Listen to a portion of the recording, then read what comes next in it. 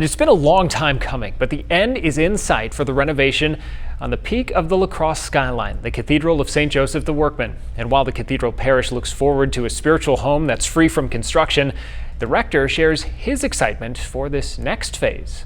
I saw the cathedral for the first time without scaffolding. I got goosebumps. I was like a kid in a candy store. It was, my mouth dropped open.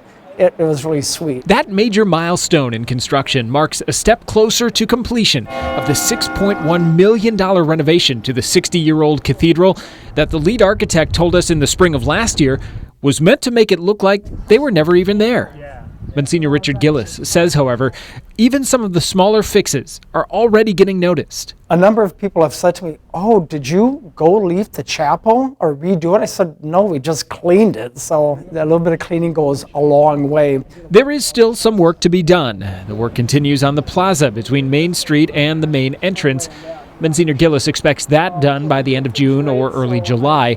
Then there's the entrance itself. The doors, with the climate, some of that's been cracking and heaving up. So that's a good chunk of what we're working on now, is those thresholds. It's a process that's been extended, Monsignor Gillis says, due to mainly supply chain issues. Now, it's getting another extension thanks to an illuminating idea. First kind of pushed it off a little bit, thinking I just don't need one more thing to deal with. But the Monsignor says the idea kept coming up.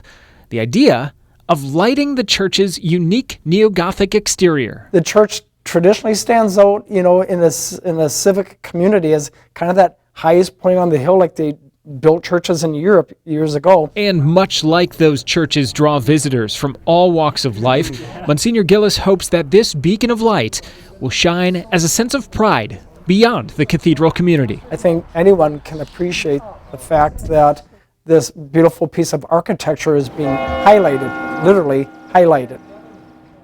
Like the initial construction, that lighting project will rely on private donations, and we'll have links to ways to give a little later on this evening on our news app and website.